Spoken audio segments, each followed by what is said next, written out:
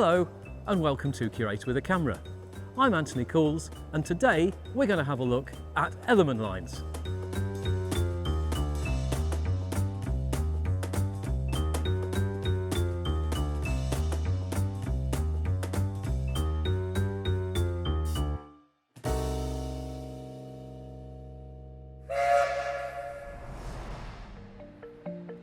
Ellerman Lines. Now, you might think, but it's only half there. That's the reason we're filming today, because this engine has been sectioned so that we can have a little look and see what actually happens inside a steam locomotive. But first, a little bit of the history of the engine. Ellerman Lines is a Bullied Merchant Navy Pacific. Did someone say Bullied?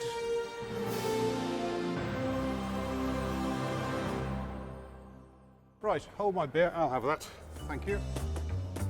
Right, let's try that again and have a proper look at Ellerman Lines. So, what is the point of a Merchant Navy class Pacific? Well, essentially the Southern Railway had a bit of a problem in the late 1930s. It had a very capable fleet of locomotives, but trains were getting ever heavier. And essentially, Bullied had a brief of making a locomotive that could keep a mile-a-minute schedule with a 600-ton load. It was envisaged to run at 17 miles per hour on average on the Atlantic Coast Express between Waterloo and Exeter. And speeds were kind of expected to be increased to 95 miles per hour on that particular road. The other problem was the Southern Railway had spent a lot of its time electrifying the network outside Waterloo. So the new steam engine had to be one that could keep pace with the acceleration of electric units, multiple units around Waterloo. And so Bullied, having just arrived from the LNER to replace Richard Mansell in 1937, he was closely involved with Nigel Gresley's P2 Class 282 locomotives. And his initial thought was actually to introduce a 282 or a Mikado locomotive onto the Southern. But the company's civil engineer, George Elson, was around at the time of the Seven Oaks disaster on the Southern Railway in 1927. And he was panicking about the state of the Southern Railway's permanent way. And he said, no, you can't have a 282 locomotive. Elson also imposed a 21-ton axle weight due to weak bridges and things on the Southern Railway's network. So Bullied decided to scale things down a little bit and adopt a Pacific locomotive, a 462. Bullied was kind of constrained in what he could do, but he was also keenly aware that he needed to have a free steaming boiler. As a matter of fact, a boiler which had as much power left in reserve to cope with the future demands of the Southern Railway.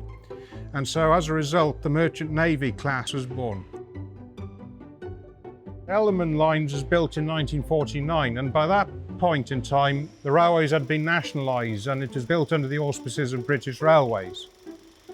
And it was under British Railways ownership that the various flaws in the design of Bullied's original design started to come under the spotlight. By 1956, British Railways had decided to do something about it and had appointed Ronald Jarvis, an engineer at Brighton Works, to redesign the locomotive, to remove the more unreliable and the more erratic aspects of it and actually produce a more safe locomotive design which would sort of improve the reliability out on the road.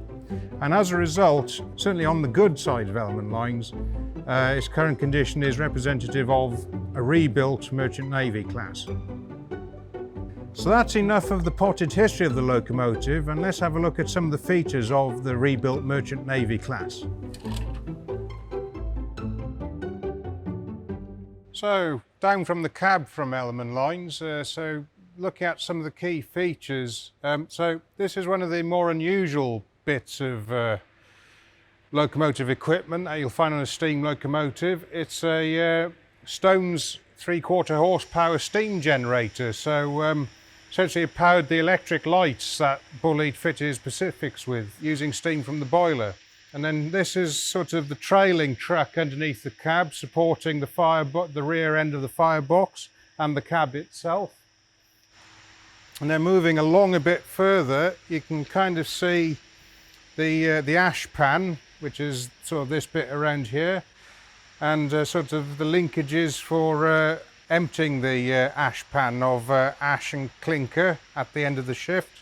And you can also see here the damper doors which control the rate of burn within the firebox. Moving further forward here, you can start to see the difference in the wheel design. Again, very similar to Winston Churchill's wheels. Well, exactly the same as Winston Churchill's wheels, apart from one thing. This is kind of one of the telltales of the locomotive being a rebuilt locomotive. It's the fact that it's got these balance weights added onto the driving wheels. And this is because Ron Jarvis, on rebuilding the locomotive, completely redesigned the valve gear. So it was Volschart's, a more sort of simple Volschart's valve gear arrangement, which is pretty much all of this gubbins here. He put this support bracket in, removed all the chain-driven valve gear, 3 sets of chain-driven valve gear, because merchant navies are 3-cylinder locomotives, and actually put one on each side and put a completely separate set of valve gear on the inside. This made for a heavier locomotive, but it actually made for a much more reliable locomotive in terms of valve timing. And there's things like the LMS style 4-stud fitting there. This is the sort of the eccentric rod and the radius rod, which links up with the reverser. It controls the cut-off of the valves in the cylinder. Again, you've got Bullied's unusual sort of scissors action brake linkages. So essentially they clasp onto the wheels when the brakes are applied. Again, you've got a nice bit of detail of the Merchant Navy class nameplate. So personally, I quite like these nameplates because they're quite colourful, they're quite evocative of the time. The Merchant Navy class was named in honour of shipping lines that operated during the Battle of the Atlantic, supplying Britain during the Second World War through U-boat infested waters. So it's very much a commemorative piece. 30 of them were built and they all had evocative names, like the first one, Channel Packet, Peninsula and Oriental Steam Navigation Company, Elders Fifes, and things like British India Line and Brocklebank Line. So they're really evocative names of shipping lines that actually girdle the globe, shall we say, with supplies and things like that, and trade and commerce, but also sort of supplying Britain during the war. Again, this is the other area of difference. Absolutely no flat casing. So if you remember on Winston Churchill, there's a flat air smooth casing on the sides which sort of covered the boiler. And essentially that was a bit of a maintenance nightmare. One example being when you're sanding the locomotive, you had to climb to reach these sanding boxes. You had to lean ladders against the casing, which isn't really ideal. So removing the casing as well removed the risk of lagging fires, which some of the class had a propensity to do. Oil and ash and bits of clag and things got thrown up into the casing, formed a combustible material, and when the brakes are applied or a spark hit it, up it would go, and you'd get the fire brigade to put the locomotive out. So essentially, removing the casing allowed you to access various parts of the boiler, including this little valve thing up there. That is the isolation valve for the steam manifold in the cab, which controlled things like the steam heat. It was a bit of a safety device, and you could actually turn off the steam entering the manifold from outside the cab. Things like mechanical lubricators weren't really all that common on the original Pacifics, because obviously a lot of the motion was lubricated inside the oil bath. So there needed to be sort of a rearrangement of lubrication on the locomotive as a result of the rebuilding. Using steel in the boiler is one thing, however, it is the firebox which is rather novel in the story of British railway locomotives, because Bullied adopted a steel firebox. It was well used in America, not really well used over in Britain. Not only that, Bullied was a pioneer of welding techniques, and these were the first fireboxes really to use welding to keep the sheets together, which was a novel development. As you can see here, we've got the cylindrical, it's almost like an Archimedes screw type object, which connects up to the reverser, which is here, which controls the cut-off in the cylinder. And as I said earlier, there's all the linkages relating to the reverser. So moving around the locomotive, and here you can see sort of another feature that is slightly different to what Bullied intended. This is the smoke deflector. As originally built, the Merchant Navy class didn't have any until the front end was redesigned to improve smoke deflection issues. Smoke would beat down as a soft exhaust in these and would obscure the driver's view. So experiments were undertaken, but obviously with the removal of the casing, it gave an opportunity to revisit the problem and actually introduce these simple rectangular smoke deflectors. So moving round further, we have the electric lighting, which I mentioned, the steam generator underneath the cab earlier. And here we have the night ferry headboard, 70A 9 Elms shed plate. So this locomotive was allocated at 9 Elms. You can kind of see here the slight cover for the access plate for the inside cylinder, so the middle cylinder, just all pitted. Looking at the front of the locomotive, again, it is very different from how Bullied intended. It's very boxy, as originally built, very sort of flat front. The smoke box is essentially welded together using pieces of angle iron and sheet steel. But this is more of your common or garden drum head cylindrical smoke box arrangement at the front. But the Bullied oval-shaped smoke box door remains. And then here, looking at the buffer beam here, you have the vacuum brake pipe there. You have the coupling hook there. You also have the bash plate to stop the coupling from bashing the AWS magnet. You've also got the steam heat pipe there with valve. Now moving on to the innards of the locomotive. I think that's my bit now, mate. Thank you very much. Yeah, cheers. Very much. Thank you. Thank you. Thanks, Thomas, for that very insightful view into Ellerman Lines history. But we look at it here, and half of it's missing. Why is that so? Well, when the National Railway Museum was being planned in the early 1970s, it was decided that they should have an instructional locomotive to show visitors how a steam engine worked. But in 1974, where do you find a steam locomotive that you can section? They went to a scrapyard in South Wales, the famous Barry scrapyard, where a number of steam locomotives were still in existence, one of them being Ellerman Lines. Why did they choose Ellerman Lines? Why did they choose a Merchant Navy Pacific? Because, as Thomas has said, it was perhaps the final flowering, the epitome of steam locomotive development. So in 1974, it was bought and taken to Flying Scotsman Enterprises, a business working out of Buckminster in the East Midlands in the old Ironstone railway system, and the engine was sectioned in the workshops of Flying Scotsman Enterprises. A great amount of work and thought went into how to reveal the insides of the engine, keep its structural integrity, and enable it to show the principles they wanted it to show.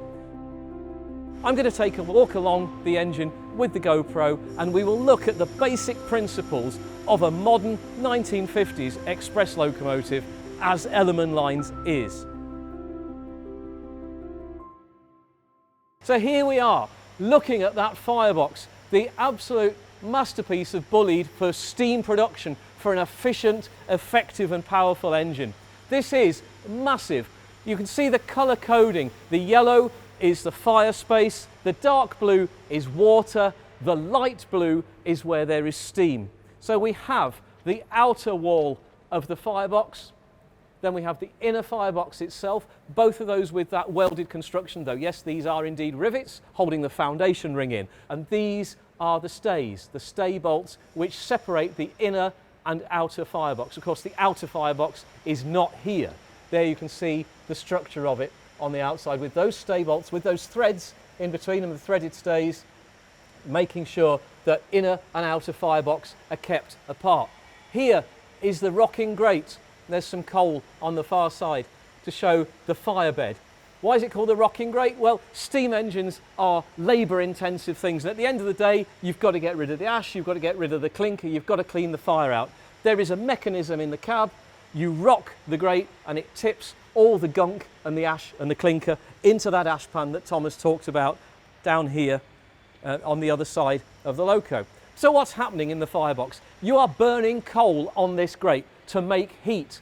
What are these peculiar shapes here?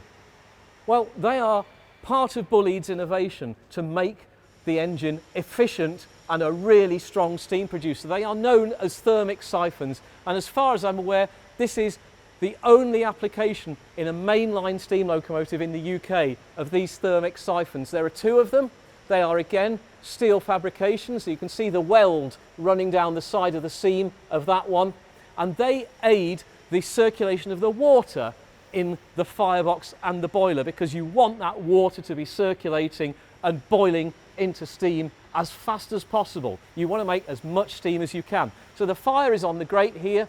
It goes round following those arrows up over this thing here called a brick arch. Now the brick arch is there once again to make sure that you have complete combustion, or as complete combustion as you can with a steam locomotive burning coal, a conventional engine. The firebox there, the brick arch is mounted above, the gases go over the top of it, and then they go through to this tube plate.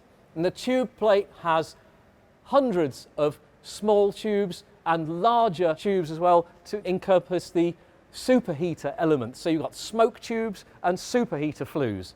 What happens here, this is again an example of the high tech of the engine. Not every steam locomotive is a superheated steam engine. So those tubes carry the hot gases through the boiler, through that water space. And here you can see it very clearly. The yellow, which represents the heat, and the dark blue, which represents the water. These tubes are carrying the hot gases, and as they go through the boiler, they are transmitting heat all the way through to the front end of the engine. So there is a massive heating space on this locomotive. But you can see the gases are getting cooler. They go from being yellow down to being a dull orange. So that is water in that boiler, which is being boiled using the heat made by burning a coal, and it's making steam. Now the boiler is filled to that level of the dark blue with water. The space above it is for the steam. Water evaporates into steam, so water is a liquid. Steam is another state of H2O. It is that gas. It has, when you constrain it within a vessel such as the boiler, it gets a power behind it, the pressure of steam. So that steam has latent power and you need to release it. So that steam is pent up within that light blue space on the top of the boiler. How do you make the steam drive the engine? You have the valve in a cab called the regulator, which operates, in essence, a large tap. Up there, that is the regulator valve. It is operated through that rod along the top there from the cab, and it's a big tap that opens and closes, and the steam is collected at the highest point of the boiler. You can see the dome there, because you do not want water carrying over into the cylinders. That causes a thing called priming. Water is a liquid, it is incompressible. The gas, of course, you can squeeze, but water you can't. It's like doing a belly flop into the swimming pool. By gosh, that hurts. It hurts your steam engine even more because it can seriously cause damage in the front end. So what happens? That regulator, the big tap, takes the steam along the pipe, along the top of the boiler, to the front end. Now this is where the superheated engine does its magic. So up here, right in the top of the smoke box, is a thing called a superheater header. And out of the bottom of that superheater header comes the light blue steam. Now that's called saturated steam. It can do work, but it's still wet. It's saturated with water. You want dry steam in the front of your engine into the pistons and cylinders to make the engine work efficiently, effectively, economically and powerfully. So the superheater elements come back down out of the header and they come back through those large tubes, the superheater flues in the boiler. Here they are. And then we see in each of those large superheater tubes, superheater flues, you can see the blue steam comes down along. There's one along the top, down these elements, and the elements then double back on themselves. So there you see the light blue steam coming along. Then it does a U-turn at the far end of the superheater tube, and it comes back, having been into the fire space, into those hotter tubes. The steam is then dried to make it less wet, makes it more effective. And here it comes back along in the bottom of that superheater tube, and there it is near the element in the pink steam. So that is superheated steam now ready to do its work in the engine. So there comes the pink steam coming up to be collected right in the front, and then the pink steam comes down the main steam pipes, one here going into the middle engine, the middle cylinder, and then for our purposes today, another main steam pipe coming out, coming round and down the steam pipe there into the cylinders. Now this is where the magic starts with a steam locomotive, because the steam comes in through this piston valve. Now these piston valves are what are controlled by the reversing gear in the cab that Thomas talked about, being able to alter them. Altering the reversing gear moves the position of these valves. Now sometimes they are called slide valves. These are what are called piston valves because they're shaped like a piston, and they have piston rings on them to make them seal here on the side of the valve chest. Now what happens is that through this valve on the side of the engine, actuated by the valve gear, which we've already talked about, coming down from the cab and round off the middle axle of the engine, this valve is placed at different spots within the cylinder. And you can see here there are things called ports. These are holes, and yes, I've got oil on my fingers. Excellent, great stuff. And the steam comes in and out through these ports. So on this particular position of the valve, you can see that there is live steam admitted, which is the pink steam, comes in through the holes and then comes down into the cylinder itself. So the piston valves allow steam into the large chamber of the cylinder, which we've got here cut in half so you can see, and then comes through this port here and pushes the piston along for the length of the travel. Now what the valves do is they can be altered so that it's a bit like the gears in your car. You start off with what they call maximum cutoff, so that might well be 70%, 75%, which means that 75% of the length of this cylinder is taken up with steam under boiler pressure doing its work. What then happens is that this valve cuts off the steam supply, and then the expansive power of steam, that expansive power of the gas, pushes the piston that little bit further right to the end of its travel. And then what happens is that the valve here is then shut. Then these valves, the piston valves, move again to another direction, and as it gets towards the end of the travel, not only is steam being pushed out, the white steam up the exhaust, there is then a little bit just before the piston reaches the end of its travel where live steam comes in again, and that's called lead steam because it cushions the piston at the end of its travel. So instead of going bang, bang, bang, bang, bang, it's a lot smoother motion. So it's like that, and you're not putting stresses through the engine so much.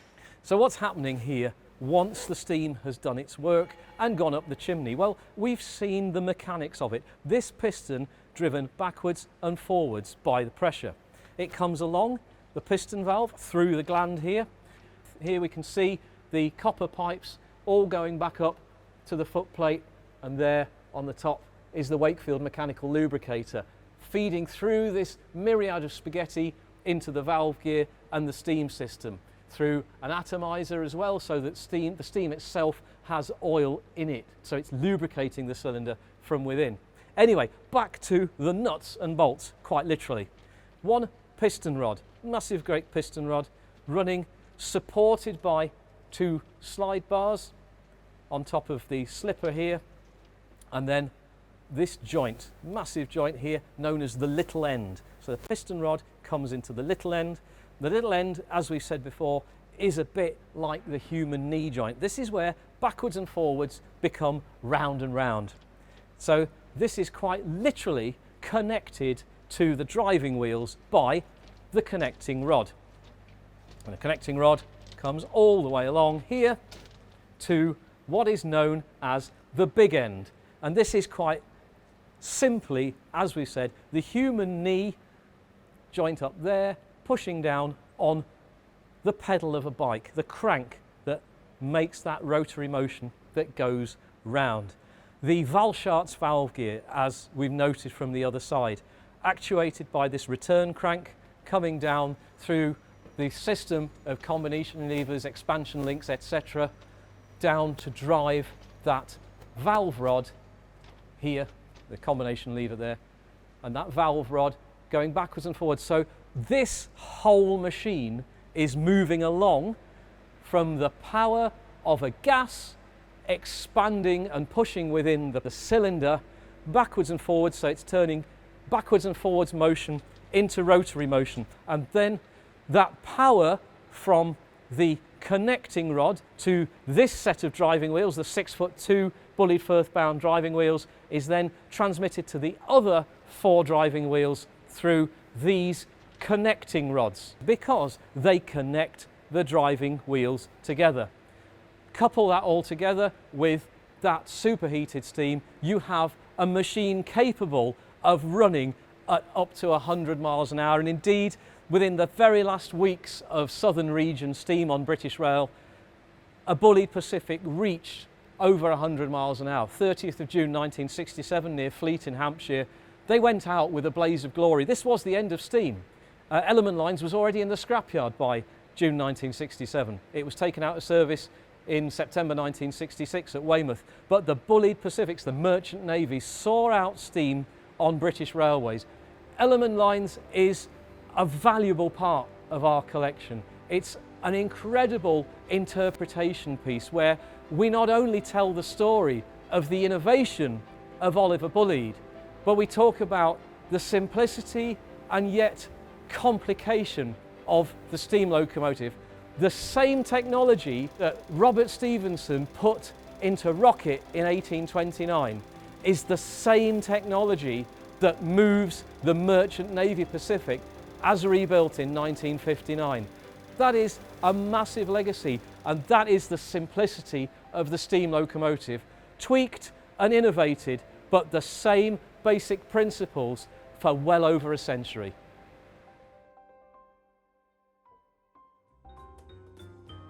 Thanks for joining us today for a slightly different Curator with a Camera, looking at the 2 halves of Ellerman Lines. If you've enjoyed it, why not like and subscribe to our channel so you don't miss out on future episodes. Anthony, Yes, Thomas. where's my beer?